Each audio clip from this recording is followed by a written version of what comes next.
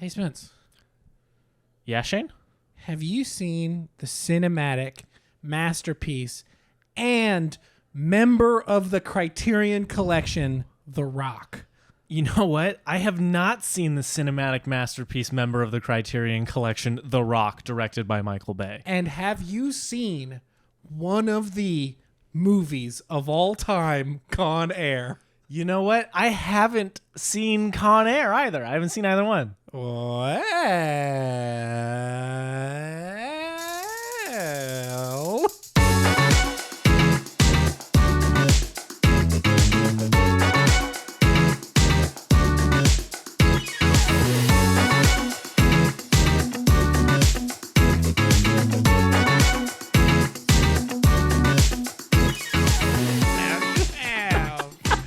so yeah, you've seen Criterion Collection inductee, The Rock. Michael Bay's The Rock.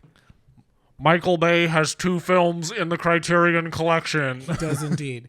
Okay, I can kind of wrap my head around The Rock being in there, but Armageddon? I do not understand why Armageddon is in that movie. I wonder if at the time they were just looking for more commercial stuff a little bit, because I don't know how far apart those two are dropped in. Because there is...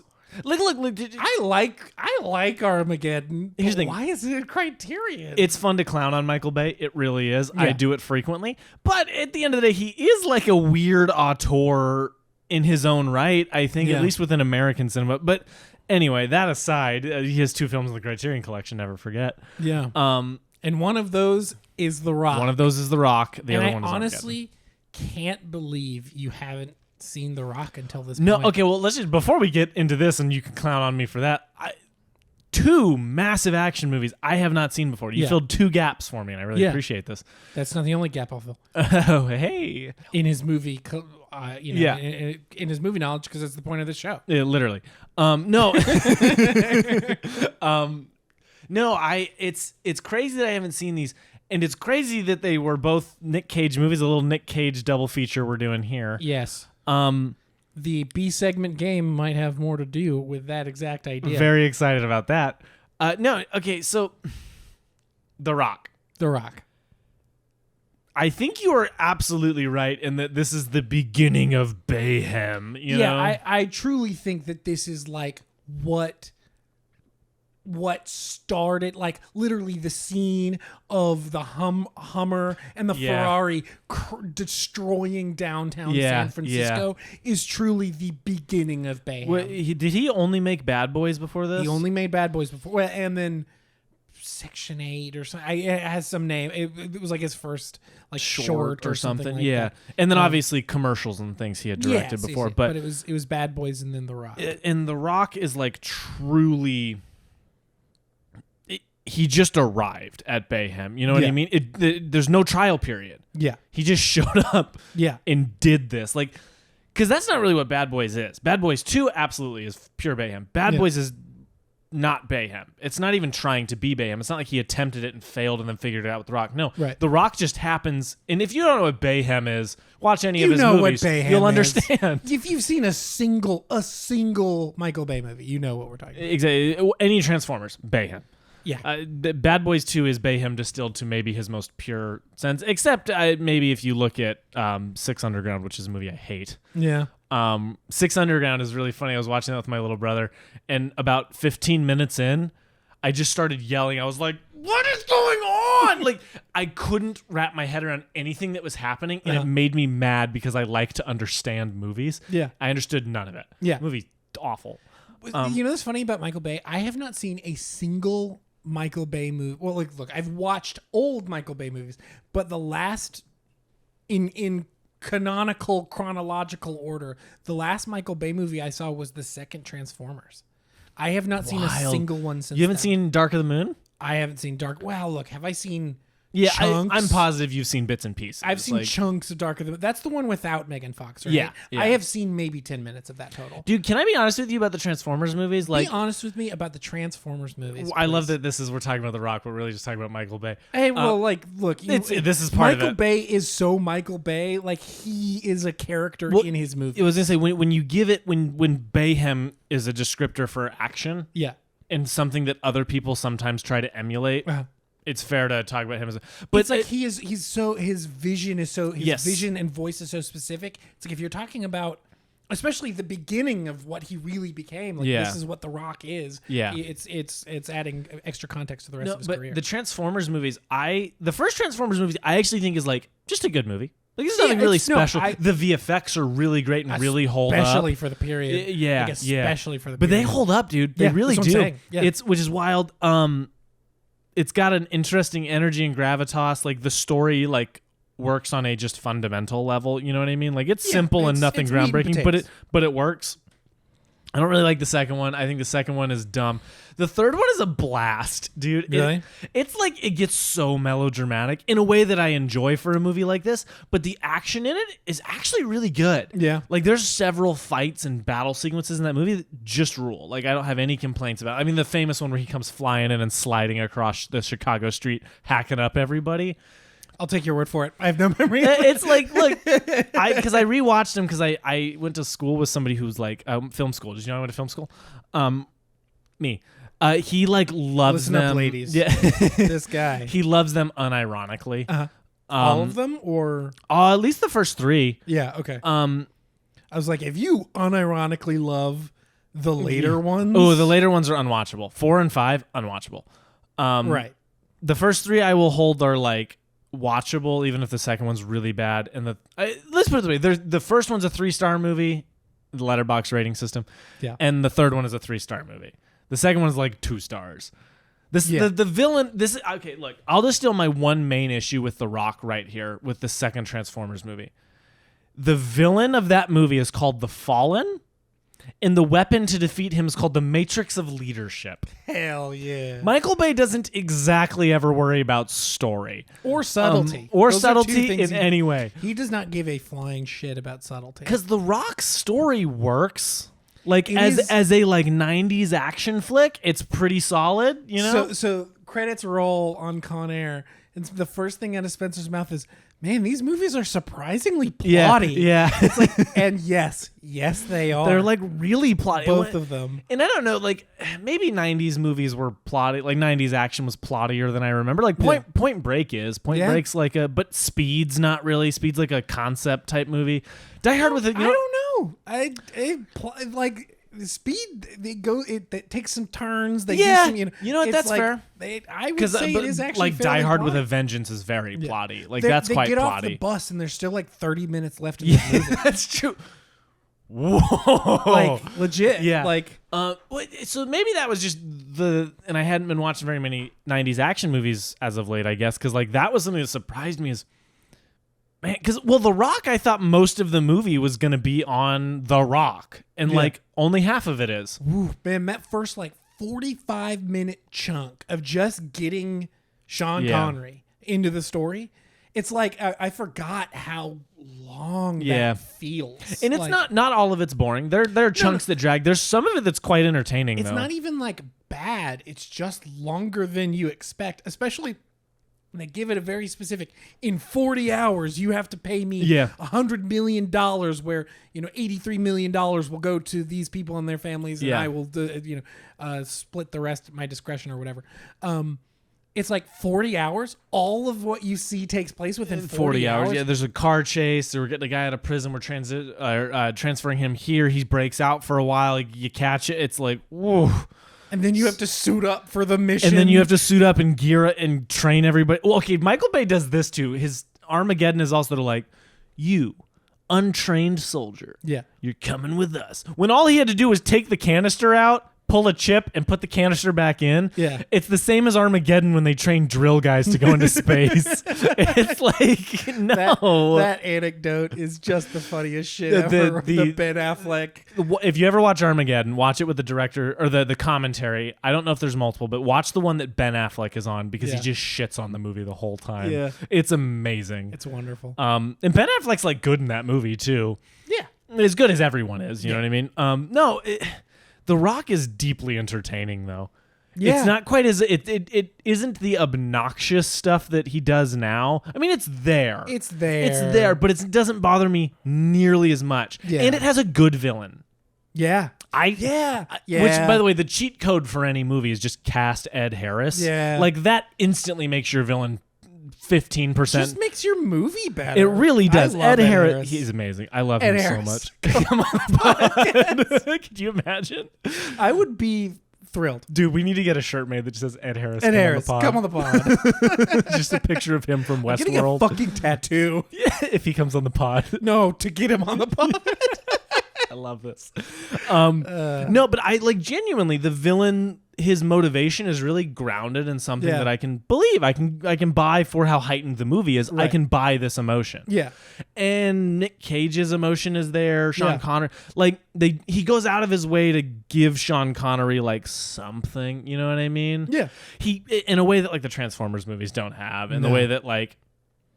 Freaking, I guess Ambulance, he kind of grounds it in something. Yeah. But The Rock had that. That's the thing that shocked me the most. I leaned back. I was like, man, he like wrote a good villain that I kind of understand why he's doing this. Yeah. And then he has like the faceless or the personalityless goons. Yeah. That he's also got to fight. But even those, like the upper ranks, they have character. Like they've. Their motivation is give me money. But Tony Todd plays one of them, and he just rules. So it's like shut up, straight up, yeah. Come on the pod. No, but I think. What was your first experience with The Rock? How long ago did you see it? Dude, I've seen this movie 30 times. Yeah. Since I was a wee lad. It was on TNT. Whatever. Like that was one of those. In the last episode, we talked about kind of how we grew up with action. And this was both of these movies was the exact type of shit that my dad had on. Yeah. This is a dad movie. It's through and through. Ultimate dad movie. Yeah. Like ultimate dad movie. It's a guy who's really good at his job doing something very hard. And that's that's the epitome of this movie. And it's also the guy's gonna be a father and the other guy is a father and all that stuff. Some issues I had, and we talked a little bit about this, but I want to bring it up again, is in that climax, and maybe I'm just not understanding it. Maybe I missed a little piece of explanation. But he like keeps taking these guidance chips out. Yeah. And then putting them in his pocket. Yeah. And you're like, just smash it. That's the thing. You can bite it. Like you can just literally just pull a little piece and bend it. Like it's not going to work ananymore. You could rub your foot on the ground, create some static electricity, and zap touch it, and it would break. And it's done. Why? Because like in that last... Because I get it, I guess...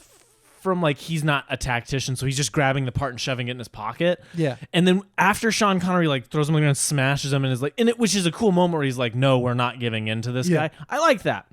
But there's the whole thing where Tony Todd is chasing him, and he's got not Tony Todd, is the guy after Tony Todd, where he's like he tosses the chip on the ground to distract him. It's like, why do you still have that? Yeah.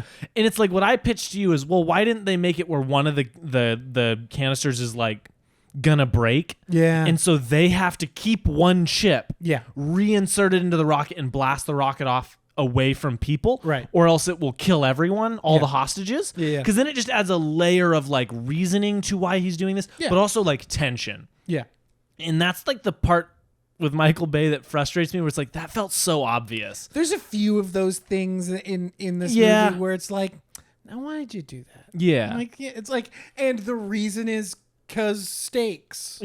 Cause plot. Like I would argue that's like a lot of what I mean, specifically with like the chips and stuff. It's like cause he needs a reason to keep coming after him. Yeah, and the other thing is these movies are all Michael Bay movies are too long, like 20 minutes too long. Like legitimately, that like what we talked about, that scene in San Francisco where it's like they go and get him out of prison and then they interview him. You could trim down that you could trim scene- down like 3 or 4 minutes out of every single one of those scenes and just like accumulate that up and get us to The Rock faster. Yeah. Which Kyle Reese is on The Rock, which was cool. which we love. Yeah. Tuco's all Tuco's there. Tuco's also there. Tuco. But yeah, no, The Rock is like good.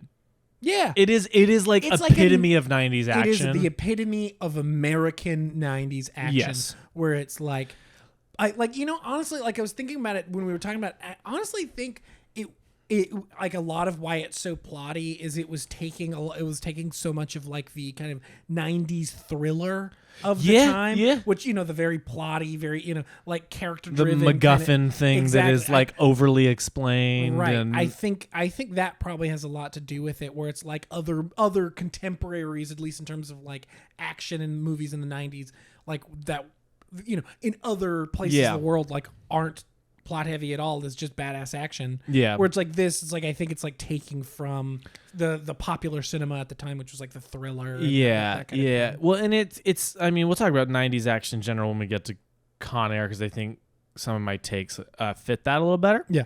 But like I always describe 90s action as like hard boiled.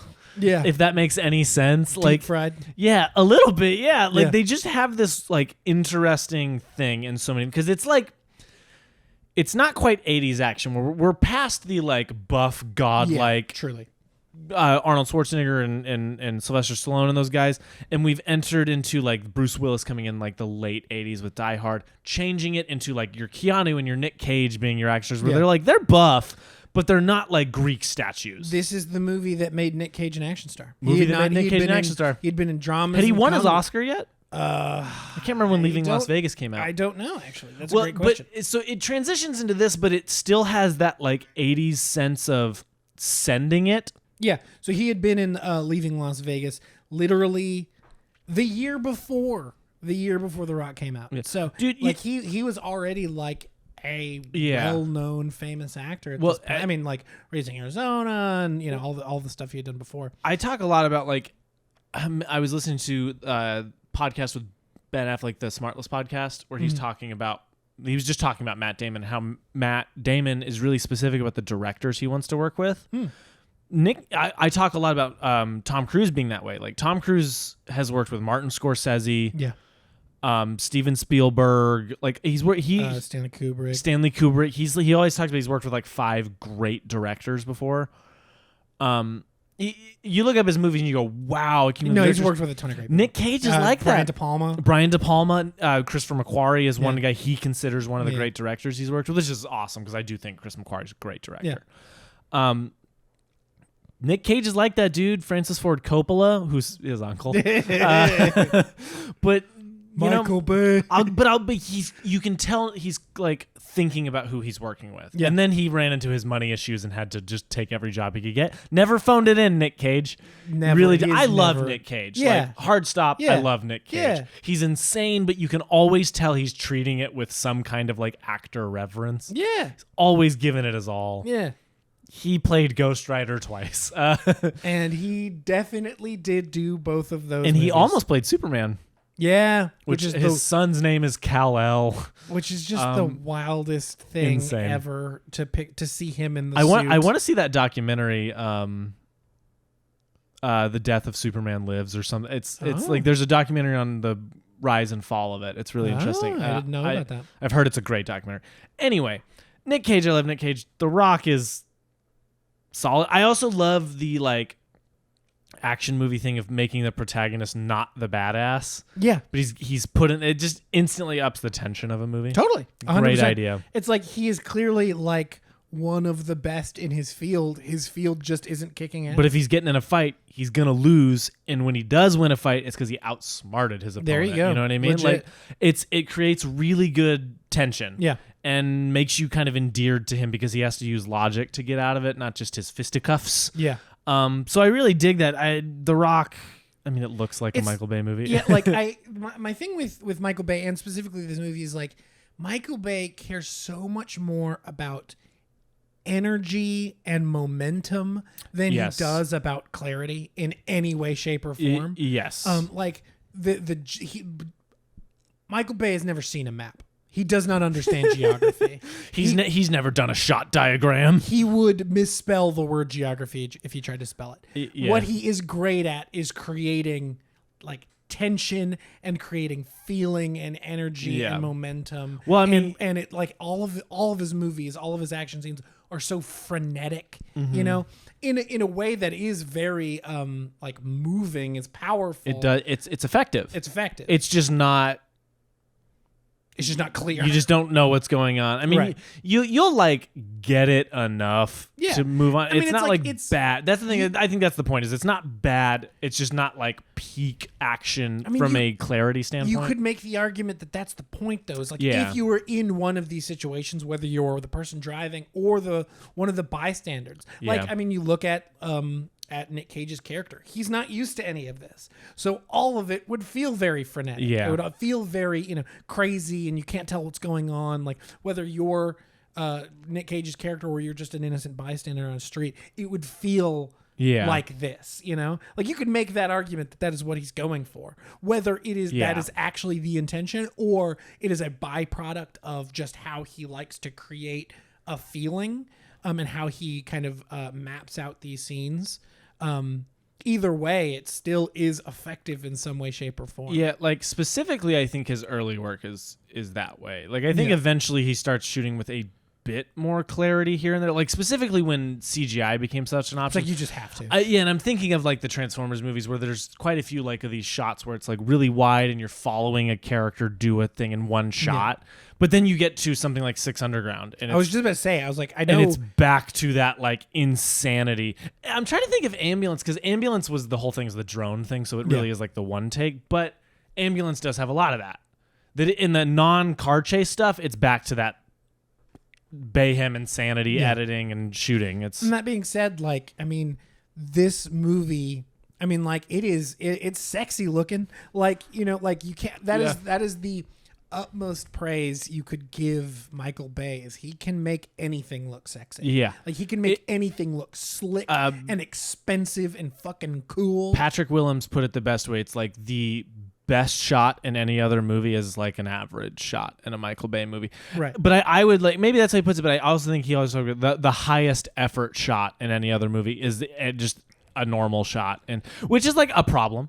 You know what I mean? Oh, yeah. Everything has impact, so nothing does. Exactly. You have to pick where the emphasis goes in any other movie, but Michael Bay's... Well, that comes from directing commercials. Yeah. Where you have 30 seconds and every shot... commercials, music videos, that kind of thing. Like, every visual has to punch you in the face. Yeah. And every freaking image in this movie look, man, punches you in the face. I'll give him this. Like, people were... sometimes complain about like a Wes Anderson, this is the first time Michael Bay and Wes Anderson have ever been talked about in the same sentence. People complain about Wes Anderson movies, just they look the exact same, they have the same style, the same this. It's like, yeah, but only one guy's really making Wes Anderson movies, and they're so specific. It's like, it's fine. Yeah. If you're not into that, you don't gotta watch them. Michael Bay, I think, is like similar in that where it's like everyone fucking complains about them all being the same. It's like, yeah, but he's the only guy like people emulate Bayhem, but people don't. You know what I mean? Yeah. Like you can there are notable movies that are clearly trying to crib the Michael Bay style. But nobody does it like Michael Bay. No. And look, I'll give it to him, man. He just continues to do his own thing, and like. Seriously, now that I've watched this, I do want to go back and rewatch Ambulance and compare. Yeah. There's only one Michael Bay movie I haven't seen, and it's Pearl Harbor. And I'm not running out to see that one anytime. I want to see it because then I can close out his filmography. Yeah. But it's a 3-hour movie that I've heard is pretty problematic. What? Michael Bay? Yeah, there's definitely some of those Michael Bay isms in this movie. Yeah, it's not as bad as it gets later. It's still not. He's still Michael Bay. He's still got his humor and his like politics ? Like it's and I question. Patrick Willems has a wonderful series of videos on Michael Bay that you should all go watch. I think it's like True American Auteur. Yeah, it's like his like director masterclass or whatever it is. They're great, and he does talk about the politics of Michael Bay as almost being like apolitical but pro-military, and you're like, even Michael Bay doesn't know what his politics well, exactly. He just knows he likes the heroes and for whatever reason all that stuff. It's like, that is where his politics are. It's like it's a moving idea. It's like literally exactly what he makes in his movies. Well, the military in his movies are also very heroic. Yeah. The Rock being surprisingly, there is a sect of the military that went rogue and like. But for heroic reasons. Reasons until like the mercenaries. And then they talk about as soon as they turn, they're mercenaries. They're not ex-military guys. Yeah. They're mercenaries. Yeah. They make it very clear. Yeah. It's like, you're still military. I'm a mercenary. I'm here for money. Exactly. Like, and you know what, man? More power to you, I guess, for doing your thing. Yeah. I don't know. Michael Bay is Michael Bay, but The Rock is good. Honestly, The Rock. I'd rewatch again. Is it a great movie? I don't know, but it's a ton of fun. It's in the Criterion, and it's in the fucking Criterion collection. Like I always put this, like I would rewatch that. I'd rewatch The Rock. I've seen that movie countless times. Yeah, countless times. Whether in whole or in part, I have seen that movie so many times. No, I like it. I think it's good, and it's a great like artifact of '90s action. I think. Yeah. It's like it is like a bookmark in that time period. So Con Air. It's Con Air. This one's different. Look, okay. I'm going to start up front, and we're going to talk about this. I think The Rock is a better movie. Yeah. But I would rather rewatch Con Air. I know exactly what you mean, and I don't necessarily disagree. Con Air's even more problematic, which like out problematicing Michael Bay. Woo! Good job, everybody. Michael Bay saw that movie. It's like, I could do better. He's like, I got this, guys. I could do better. And then made Bad Boys 2. And they made Bad Boys 2. You ain't seen Bad Boys 2. You ain't seen Bad Boys 2. I have not seen Bad Boys 2, nor Bad Boys 1. You should watch them for sure. Oh yeah. Are they not on the list? They are now. Okay. I wasn't sometimes on the list. I'm like, I don't know if he'd like that, so I don't know if I want to do it. But we'll do Bad Boy. Again, as I've said, next action there month. are movies that I have put on the list that I don't even necessarily know if I like that much. They're just movies that I put on there because you haven't seen them. A new Bad Boys actually just got greenlit, so when that comes out, we'll watch the other ones and lead up to it. That'll be fun. No, Nic Cage in Con Air is given just a performance. Yeah. This is where doing an accent. This is where Nic Cage, I think, turned to the dark side. Not even the dark side. This is where he became like the meme. Yeah. You know what I mean? Like where he went from like doing dramas and comedies and that kind of thing to becoming an action hero to becoming Nic Cage. Like to like transcending action hero and becoming a living, breathing icon of meme culture. Can you think of a more gift movie than this?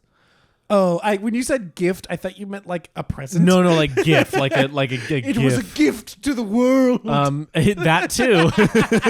No, but like 6 shots in this movie are just gifts that people send all the time. Not even that, like literally more than that. Yeah, like, it's literally. This movie, look, I'll say it though. The scene when he's like running through the battlefield at the end of the movie. Great. Well, the end of the movie, it goes on for 40 more minutes. Yeah. But again, the plane takes plotty. off again. Yeah. For a third time. Yeah. After crashing. Yeah. That scene when he's like running through, I literally looked at you and I was like, this movie fucks, dude. Like, it just does. Look, this movie rules in the worst way. Yeah, but like sometimes you need that. Yeah. I'll even say the action is good though. Yeah. For the most part. Like it's obviously not John Wick, but like it's got some hard hitting moments, some really like stuff. Again, it's like action movies need. I've never seen that. You know what I mean? It needs that, and it has that. Yeah. It also has like 50 huge actors in it. Yeah. The cast in this movie is wild. And one of them is just in the movie for no reason or effect of the plot at all. Why is Steve Buscemi there? Because Silence of the Lambs came out, and they were like, let's add him into it. But yeah, no, I agree. You literally said why is Steve Buscemi here? And I said shock value. Like that's it. That's legitimately. He's doing his Steve Buscemi thing. He's really good. It's just like he does nothing in this movie. Yeah. It's like if you lifted him, you would have just saved 5 minutes and lost nothing. He legitimately has no effect on the plot whatsoever. That's the part of the movie that it like frustrates me, but I love Steve Buscemi so much feels that like it's a like studio note. Yeah, you know what I mean? Put Hannibal Lecter in this thing. It's like Hannibal Lecter, fucking Silence of the Lambs was a big movie, big hit. Won 5 Oscars. Oscar. Won the 5 Oscars. So since let's maybe we could do it for your consideration run. If we add a Hannibal Lecter type. I know, but to the movie. can you imagine the For Your Consideration marketing campaign for Con Air? Yeah, just Nic Cage for your consideration. With into camera, the worst Southern accent. No, it's horrible. Ever put It's to film, so bad. maybe. It's so bad. Has he ever heard a Southern person talk? You know, the funny thing is, even like in spite of that, I still feel for the guy. I still appreciate that. Like, oh, okay, he's doing it for his daughter, but he's like, he has to be a hero. He can't walk away from this. Like, I feel that in the movie. Am I like connected to it? Not necessarily. Not at but all. like, I feel it. You know what Yeah. I mean? Everything he's doing as a character makes sense why he would make that choice. Yeah. I'll give him that. Yeah. You know what I mean? I feel like every single character in this movie, with like very few exceptions, with maybe like literally one, John Cusack's character, every other character, they took a kind of like cliche and they turned the dial to 14. Where it's like every murderer is the super psycho fucko murderer. Yeah. Every cop is the crazy, I gotta get this guy no matter the cost. Yeah, Like, yeah. The good guy is the best guy of all time. Yeah. The drunks at the bar are literally rapist murderers. Like everybody is just, the dial is up to like 30. Yeah. You know? Like Con Air feels like it should have been made by Michael Bay. Yes, legitimate. That was a script that he considered for months. Yeah, he sat at his desk poring over it. Like, It's like, man, but I'm knee deep on fucking Pearl Harbor right like, now. but the U.S. military isn't in this one. That is legitimately probably a reason for him to turn it down. Absolutely. Or he just kept being like, could it be the like National Guard instead of the FBI? And they were like, no, it can't Michael, be. come on. It's the FBI. It's the only thing that the DEA is the only thing that makes sense here. God. Yeah. Why are there like 3 or 4 different guys who are like, that's the scariest guy in this place? Yeah. It's like every single person in this movie is the scariest guy in this prison. Well, look, I'll give it to him. Like, you talk about how dialed up everyone is in tune with this movie, though. Oh, everybody's on the exact everyone same knows page. the fucking movie. They know the goddamn mission. Yeah, literally. Yeah. Don't get me wrong. None of these are necessarily complaints. No. Con Air, look, let's get out of the way. Con Air's bad. It's not a good bad, movie. but it is But so you know fun. what? I was so enamored. I was like the little clapping monkey. Like I was in. I mean, liked it. There's a reason why I chose these two movies, was because like this is the like epitome of the action that I grew up with. Yeah. Was like this level of like schlocky popcorn garbage fun. And has Nic Cage made 2 better action movies than these? Has he made 2 better? Has he made a better action movie? I'm trying to think of his other like action movies. I mean, let's find out. Let's find out. Let's go to the filmography, shall we? Because it depends. I was thinking Raising Arizona has a fight scene in it, but it's really just John Goodman beating the shit out of him, which is deeply entertaining. Face Off. Face Off. I need to see Face Off. National Treasure? More of an adventure movie. Yeah. Although, well, speaking of National Treasure rules, and National anyone who Treasure doesn't rules. like, both of them do. Both That of them. is Ed Harris in the second one. That is a movie. And CNBN. Yep. The first one. We love CNBN. That is a movie I've seen a billion times. I love that movie. I love National Treasure. That dude. is a comfort Frankly, movie. after watching 2 Nic Cage movies, I'm like, do I just want to watch National I Treasure 1 definitely and want 2 to watch again? National Treasure. We soon. should find a schmuck who hasn't seen those and watch it on the pod with him. I don't want to. If they haven't seen National Treasure, They don't deserve it yet. I don't want to talk to them. Okay, cool. I don't want to hear their shit opinions Yeah. on movies True. if they haven't seen True. National I feel the that. cinematic classic Yeah. National Treasure. That's so funny. Con Air, I'm trying to think of things to talk about with Con Air, because it's like, I can't think of any way to make it like a good movie, because it's so of its time. It's so the thing it is. It's got an insane plot, but I also wouldn't want to change anything. On top of like, how do you make this work into a serious drama? It's like, I don't know that I want it to, because I like the stupidity of it. It's like, this is the thing. Like, it feels so similar to a Michael Bay movie, but it just doesn't quite have the same Bayness. You know what I mean? No. Like it just doesn't have that same like impact and visual. I was gonna say impact and specifically the visual, right? Yeah. Like what gets the emphasis and when and all. It doesn't have quite that, even though it does have quite a few moments that does work. Again, that shot of him running through the battlefield. Yeah. That's awesome. That's a great, like a legitimately great piece of action filmmaking. Yeah. But it's got 6 climaxes. Yeah. It just refuses to end. Yeah. They crashed a plane in the Las Vegas Strip. You know what I mean? Like it's got 6 climaxes. I'll have what she's having. That was awful, and I loved it. You're very welcome. That's the thumbnail. There you go. Easy. Perfect. All right. We have to add the audio too for the thumbnail. I don't know how that works, but we'll figure it out. Dr. YouTube, we're talking to you. Yeah, so I don't know, like in conjunction with The Rock, it is really interesting because The Rock is just a better movie. Yeah. But again, I'd rather rewatch Con Air. Yeah. It's like legitimately, I think The Rock is a great like starting point to see where Michael Bay would go with his career. And I also think Con Air is the same for Nic Cage. Yeah.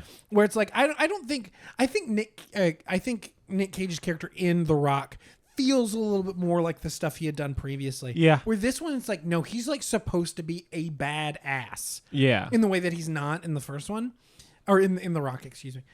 Where it's like this, like I think is a really interesting view into him becoming the like action star that he became, which is like, feels like when you think about where he is now, and you think about where he came from, the idea that he's been an action star for the past like 15 or 20 years is strange. Just really weird. Yeah. And mixed in there, he's done some interesting stuff. You know? Yeah. Like, I think he's kind of getting not a renaissance like in the way Keanu has or some of these other actors have. Tom Cruise has kind of revitalized his career, which we forget Tom Cruise was ever on the decline. Yeah.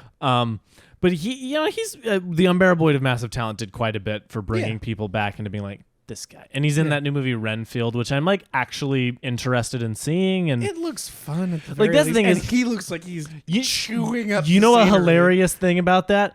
I was in a producing class, and so we were given a script, and we had to like talk about what we could make it for and finance it and try to pitch it as if we had actors attached. So we had to come up with the actors that we thought would be good for it, do market research on these types of movies and what countries to market them to.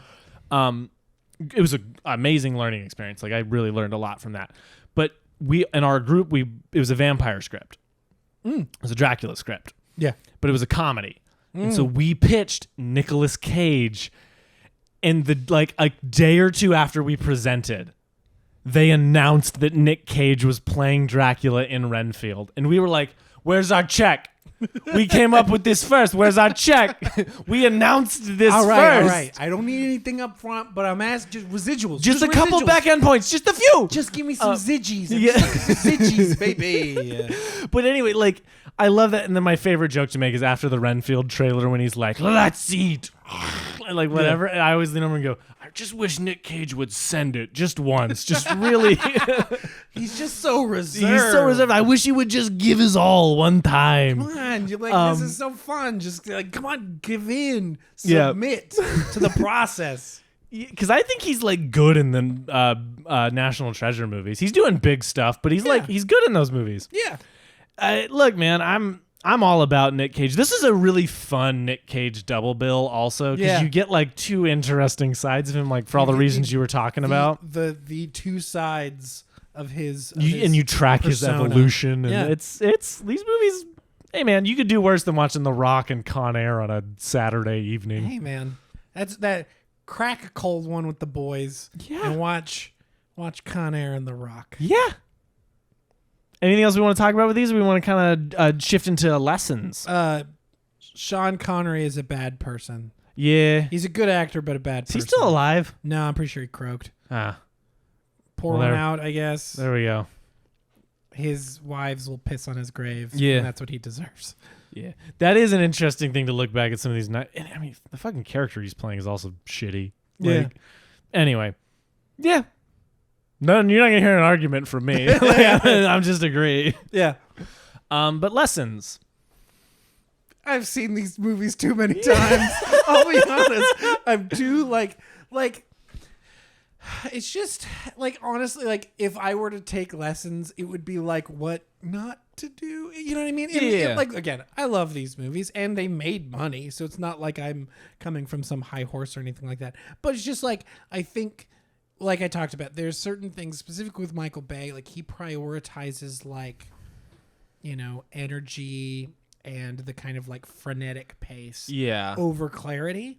And while that is thrilling, it can be confusing at times. Yes. That being said, like, again, as I said, like, especially in a movie like The Rock, I feel like you could really sell why it would feel like that. Yeah. You know, like the Paul Greengrass kind of like shaky cam Bourne thing. Yeah. Was you could sell that super easy and just being like, well, this is, you know, what it would feel like. It's like, yeah, it's not super clear, but it's like, it's because it's a fucking fight. Yeah. Like, so it's but like, even with Paul Greengrass stuff, it's like the geography is there. It's just hard to track. And see, I'm kind of talking separately from the geography section of just being like, you can sell the shaky, you know, because other people use it badly. Where Paul Greengrass, I think, uses it well. Yes. Where it's like, I think it sells the energy of the scene without really compromising on like geography. It's like you just might lose some of the like exact, you know, movements of these characters in the fight. Yeah. But it's a fight. You know what I mean? Like if you see two dudes fighting on the street, it's gonna feel like a Paul Greengrass movie.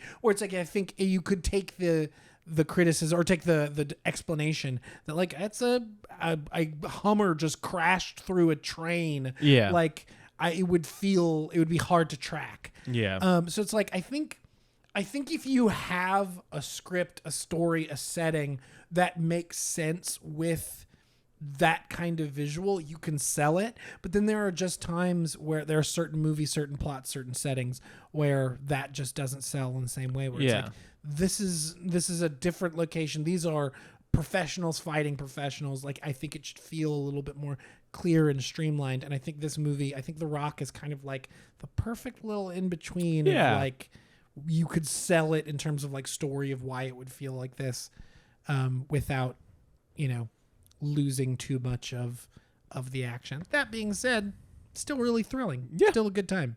And then Con Air is Con Air. Con Air is Con Air. My very short lesson is I think movies should be judged on what they set out to do. Yeah. I don't think That's you a should. great- I don't that's a great think. point. I don't think you should compare. Steven Spielberg. He had Jurassic Park and Schindler's List come out in the same year. Yeah. How do you compare which of those is a better movie? Yeah. You can't. You know what I mean? I can do it. One of them is definitely like a more important movie. You know what I mean? Schindler's List.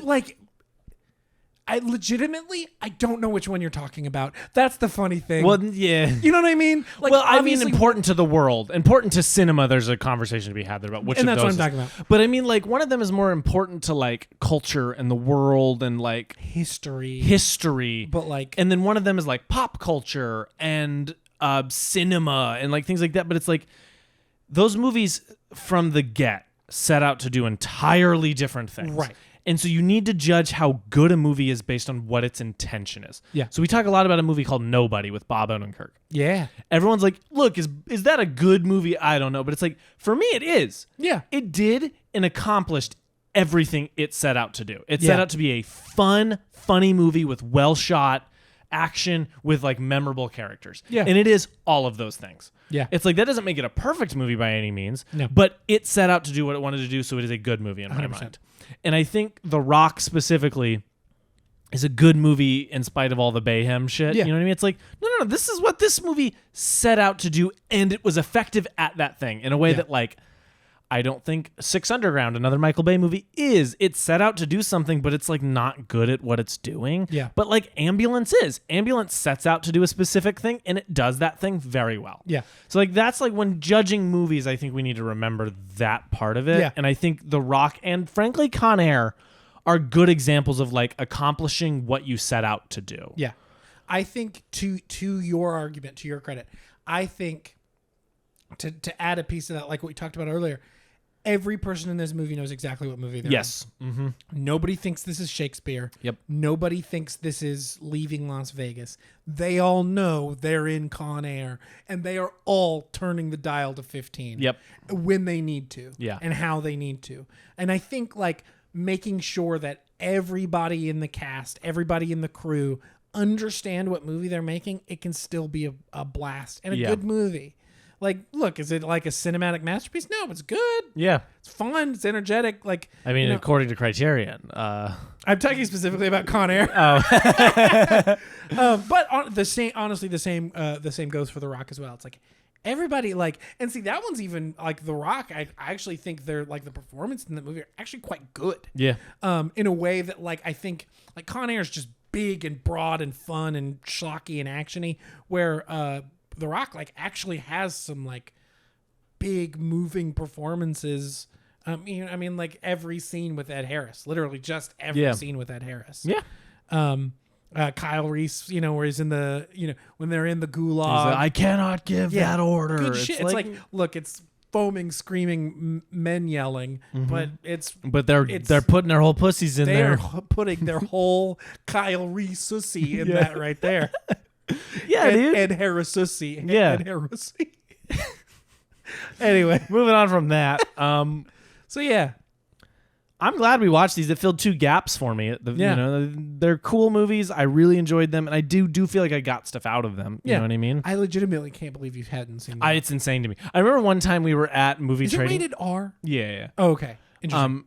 Both are. Yeah. One time we were at movie trading company. I know for a fact. Yeah. Can you imagine that ends up in the family section. Sorry. We were at a movie trading company, and I had picked up The Rock and Con Air, and I hadn't seen either one. And you're like, "You're getting that?" And I thought you were talking about both of them, not just Con Air. Yeah. So I put both back because I was embarrassed. So I probably would have had I just asked you, "Wait, which one?" Yeah. I probably would have seen The Rock already. Yeah. But now I'm glad you didn't. No, because we got to do this. Because we got to do this. And you know what? Fucking Nic Cage. Nic Cage, man. Love a good Nic Cage. Anyway. Segment. We're going to be playing a game we've played before. Yep. We're going to be playing the tagline game. Okay. I will be giving you a list of taglines, and you must guess the movie based off the tagline. Can I? Have I seen these? Do you know? Or all of these movies are Nicolas Cage action movies. You have not seen all of them, but they are all Nicolas Cage action interesting. movies. Cool. Okay. This is exciting. Here we go. First one. A new breed of heroes will be revealed. You have seen this one. A new breed of heroes. Oh, excuse me. A new breed of superheroes will be revealed. Nic Cage in a superhero movie. Is it Ghost Rider? No. It's not Ghost Rider Spirit of Vengeance then. No. What other superhero movie was he in? He is a supporting character in this movie. He is not the lead actor. Oh, Kick-Ass. Yep. Kick-Ass, yeah. Yep. Okay. Is he good in Kick-Ass, though? Yeah, I have not seen that one in a hot minute. Kick-Ass is quite fun. The third act is a little dodgy, but Kick-Ass is fun. In order to break the code, one man will have to break all the rules. You have also seen this one.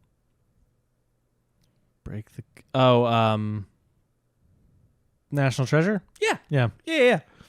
For a second, I was like, he wasn't in Da Vinci Code, and I don't know why my brain got up on that. Well, look, it's codes. I mean, hey, in order to catch him, he must become him.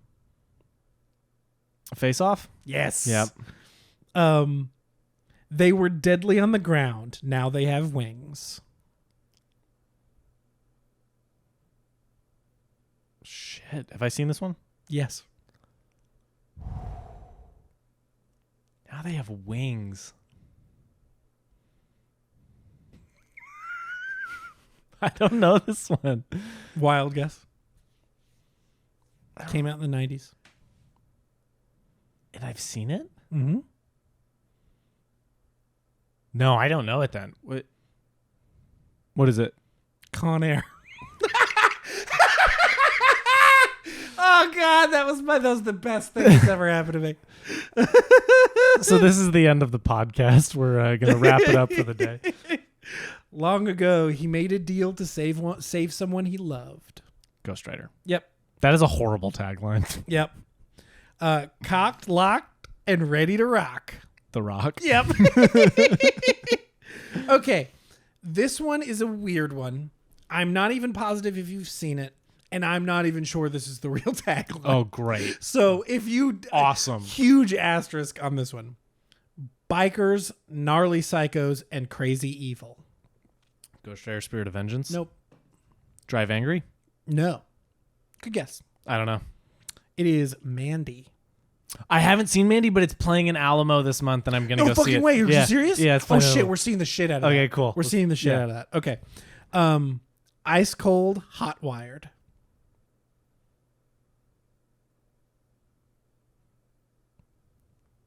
Have I seen this? No. But this has been a tagline in the tagline game before. Fuck.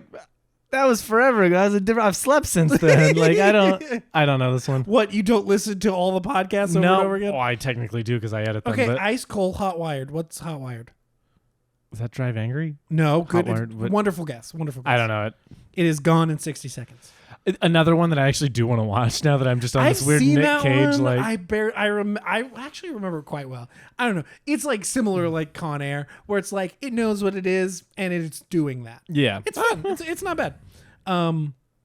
It's the coolest job ever. fuck. It can be like such a bad thing. You just tell me that one. Look, I'm not. this one, I think it's even. I could probably put a huge asterisk on this and not even call it an action movie. The Sorcerer's Apprentice. Okay, a movie I technically have seen, but Oh, really? yeah. Yeah, well, it's the coolest job ever. It's like the Sorcerer's Apprentice. It's the coolest job ever. Whatever. I guess. All right, last one. If you can see the future, you can save it. Knowing? No.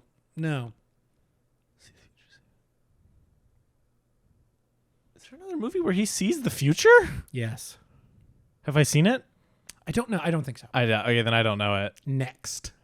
With Jessica Biel. I'm gonna be totally honest, dude. I can't even picture the poster for Next. Oh, he's got this awful haircut because he's got his Nic Cage receding hairline, but he has like longish hair that's down to like here. It just looks like a bowl. It looks like a football helmet. All right, it well. is truly awful.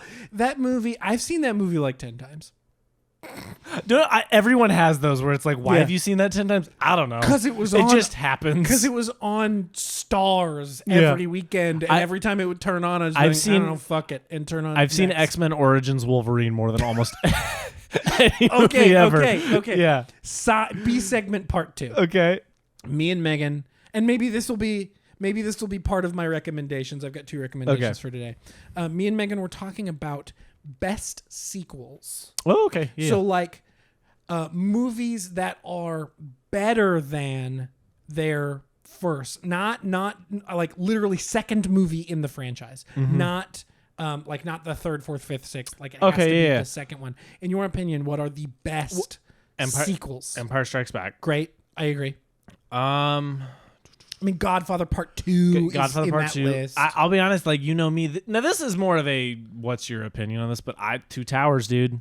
Two Towers is my favorite Lord of the Rings movie. I'm right there with you. It has the greatest battle, like medieval battle sequence ever. Legitimately, you could convince me that Fellowship of the Ring is better. Yeah, you could convince me that, but my favorite is Two Towers. Same. That's tough. What were It's some of the only ones? for Helm's Deep. Yeah, well, exactly. Helm's Deep, and I love Just everything. Just literally you everything. get great Aragorn stuff. Like Yeah. you really get to delve into that. But anyway, what are some of the ones y'all talked about? So Blade Runner 2049. 2049, that is one of them. Another one that we talked about. Okay, here's the reason why I bring it up. Does Logan count? Because it is technically the third solo Wolverine movie. But there's X-Men Origins Wolverine. Then there is The Wolverine, which is like so separate, completely separate. And then there's Logan, which feels very much like a continuation of X-Men, of The Wolverine. Do you think Logan counts kind of within this conversation? My reason for saying, I don't know if I have. Because I'm conflicted on it. I don't know if you say my thing is Logan, the James Mangold, and Yeah. Jackman very much agree that it's just separate from everything. You know what I mean? It's just completely not part of any of it. It just is taking place in its own little corner of the multiverse. That being said, it feels like very much like a continuation of the Wolverine. Well, but the Wolverine is also feels very much a continuation of Days of Future Past, or a piece of Days of Future Past, where it's like the end of that movie is him making his way back to New York, and then the post-credit wise. I think Days of Future Past came out after the Wolverine. It did. That's what I'm saying. Is like if that it feels in my brain, it feels part of that Wolverine universe. Goes into Days of Future Past. I understand. It feels like that's the corner for it for me. Because I think I don't know if it counts. I don't know if it counts. I'm open to it not counting. I like Logan being its own thing. Like I like it just not being a just sequel. Them both just being James Mangold movies. Wolverine movies. And the katana is in. I mean, like it does feel connected in some way, but I'll take that argument. Yeah, I don't. That's a tough one. I don't know. Captain America: The Winter Soldier, but that's also part of a grander franchise. But it'll count. It'll count. That's a sequel. Mamma Mia, Here We Go Again. I haven't seen. I haven't seen it either, but I know it's better than the first. Bad Boys 2. Bad Boys 2. Depending on, that's another one where it's like, look, the first one's a better movie, but holy shit, is the second one sending it in a way that few movies do. And I haven't seen these, but Mad Max: The Road Warrior, people say it's better than the first one. Oh, it is. So yeah, that's I like Mad Max, but The Road Warrior is infinitely better. And well, then interestingly, because it actually is what we know as Mad Max. Yeah. Like the first one is so low budget that it like doesn't really feel like it's doing it like where like Road Warrior and everything after that, it's like, oh, this is this post-apocalyptic thing where it's like Mad Max just feels like they all have funky cars and they all are wearing weird clothes, but they're clearly in the Australian countryside. There are people who will argue Aliens is better than Alien. Now, they're all wrong. I disagree with that. Alien is better. But there are people who make that argument. Question. Terminator 2. That's the one. T2 is the one, I think. Does Alien Covenant count as a sequel to Prometheus? As a sequel to Prometheus, because I think Covenant is so much better. I want to count it just because I like Alien. I like Alien Covenant. Hey, I'm not I afraid like to. Alien Covenant. I like Prometheus. Yeah. Covenant makes Prometheus better, in the weirdest way. It does. I don't like Prometheus. I enjoy Prometheus. Yeah. I like Alien Covenant. I just like that movie. Alien Covenant rules. Yeah, I'm sure I'll think of 15 as soon as we stop recording. The reason we had this conversation was because me and Megan decided to watch Shrek 2. And Shrek 2 fucks. Shrek 2 fucks. So that'll be my first recommendation is go rewatch Shrek 2. That movie absolutely rules. Literally, legitimately, maybe the best use of what is it? It's not I Need a Hero. Holding Out for a Hero. Holding Out for a Hero. Thank you. The best use of Holding Out for a Hero. Literally the best cover of that song is in that movie. Yeah. That scene is so fucking good. It's not even funny. That movie is so good it's not even funny. It's like weird how good it is. It doesn't deserve to be as good as it is. Shrek 2. Go watch Shrek 2. Do you want me to go into my other recommendation? Yeah, go for it. My other recommendation is a new movie, and it's called Air. I fucking love that movie. Air's good. I actually I saw it early. I went to their preview screenings a week before it came out. Hell yeah. That movie rules, dude. I highly recommend it. Went and saw it with a friend. Not this one. I'm just kidding. I went and saw it with a friend who is a legitimate sneakerhead, and so he was literally when they revealed it was his end game. Legitimately, when they revealed, the shoe, the Jordan for the first time, or the Air Jordan for the first time, he literally gasped. It was so good. I love that. And that's awesome. Moneyball is one of my favorite movies. It's like my ultimate comfort movie for the past few years, and it is it has Moneyball vibes to the 100th degree. Yeah, it's definitely an underdog dude doing his job, dad cinema better than anyone. Yeah. It is so good. It is very good. Air's good, and Air is having it. I came back and the first thing I said is man, the performances are good, but they're all fun. Yeah, everyone is giving really fun performances in that movie. It is so much funnier than I thought it would. I know. Yeah, it is almost a comedy. Yeah, but it's so good. No, Air's. I feel weird about it being a commercial for Nike. But even then, it doesn't like feel like it when you're watching is it. Moneyball a commercial for The the A's. Oakland A's? You know what I mean? No, Like no. That's not a real complaint. That's just me going like, there is part of my brain that won't let me not. But because somebody compared it, it looks almost like it's shot like a commercial at times. And then but the thing is, after they went, I loved it a lot. It's like, because if that is at all a choice they made, it's an accurate, like, smart choice. Yeah. I really, really... it's rated R, isn't it? Yes. Which is like, that's the funniest part. Yeah. When I went and saw it, there was a bunch of kids. I was like, pretty sure this picture's rated R. Yeah, there's a lot of efforts in that movie. Yeah. You know, I highly, highly, highly recommend it. I think it is... And the stuff behind it with artist equity is really cool. So you should look into that. Did you hear about the writer on the movie? Getting solo credit? Getting solo credit. Mm-hmm. Yeah, so like a guy wrote a spec script for it. Matt Damon and Ben Affleck picked it up and they essentially rewrote a bunch of stuff. You know, they went and met with Michael Jordan. They met with his mother. They talked a lot about the story, and they learned things that the original writer just didn't have knowledge of. And so they rewrote a bunch of it. And I think, I don't remember, this story is probably inaccurate. Or at least my memory. It's the writer telling the story too, also. Is important. Oh, interesting. So it was like on the first day of shooting or the last day of shooting or something like that. Last day, yeah. Ben Affleck pulled him aside and was like, by the way, we're going to give you solo writer credit because like we were in your shoes. Like the only reason we were in your shoes were because of other people giving us a shot and giving us a chance on these two kids from Boston. And it's also important to know that I'm sure that writer continued to work on it with them. You know what I mean? 100%. I'm sure it was it was going to be shared credit, you know? Yeah. And then they just decided, they're like, well, no, he wrote enough of it that we just think give it to him. Because there are like laws about that. Like they have to certain things. But so clearly, legality wise, he could have. Depending on if they're in any of the like writers guilds or whatever. True. Yeah. I mean, if they're just not, then they don't have to abide. I would have to imagine Ben Affleck and Matt Damon for sure are. Yeah. And I have to imagine because it's a union shoot, he had to be inducted. Yeah. But still, that is something that Ben Affleck and Matt Damon easily could have gotten credit on and a paycheck for. Yeah. Not that this movie exactly worked that way, but it's not like either of them needed.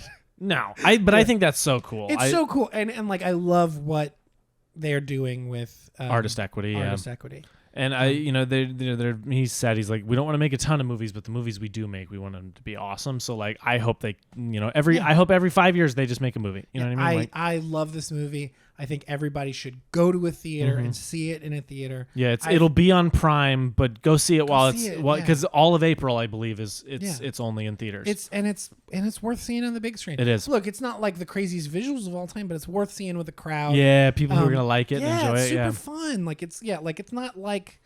It's super fun. It's super fun to see with a crowd and have people excited and laughing and enjoying the movie. So go see Air and watch Shrek 2. Good recommendations. Just to throw in a 90s action picture, The Matrix. No, but like legitimately, the 90s has way more great action movies than people remember. The Matrix, Die Hard with a Vengeance, Terminator 2. Like, pick a 90s action movie you haven't seen and go check it out. My Letterboxd, if you filter what I've seen, pick something from there. Like, seriously, just go watch a 90s action movie. But the real recommendations movie I just saw today as of recording, Dungeons and Dragons. It's really awesome. Yeah. Has really cool action and is like so much of it is practical. And I genuinely recommend looking up a lot of the stuff that's practical and then going and watching the movie and being like, that's the thing. Because the whole movie I kept doing it. But it's also a super fun movie. Visually, it looks really interesting most of the time. I mean, there's some stuff that doesn't quite work, but it's refreshing in the blockbuster sphere. So I thoroughly enjoyed that movie. I can't wait to go see it. Yeah, so that one is and the cast is just amazing. Yeah, everyone in it is having a great time. Yeah. There's maybe a surprise guy or two that I didn't know were in it that when they popped up, I went, holy shit, that's the person. It was awesome. I can't wait for that. I did not know anything about it. And maybe you know who's in it, and I just missed it. But it's Chris Pine. Damn it, he figured it out. The use of this person specifically. The dude from Detective Pikachu. Yeah, dude, what's his name? Justice Smith. Justice Smith. Shout out to Justice Smith. He's good. Anyway, he seems like a super chill dude. Yeah, that movie, really fun. You should go see it. Support that one. It's a really cool movie. Justice Smith, come on. Come on the pod. That's going to be the tagline for the show. What is us? Come on the pod. That's not a bad idea. We should get shirts made that just say "Come on the pod." Literally. But never mind. I know what you were going to say. Just don't even. Anyway. Get this guy's mind out of the gutter. Anyway. 15 minutes after me making a joke about having multiple orgasms. Anyway, yeah. Anyway. Con Air and the Rock. Con Air and the Rock. You know, go watch Con Air and the Rock. Go watch Shrek 2. Go watch Air. Go watch D&D. Go watch The Matrix. Or don't. I don't know. In your life.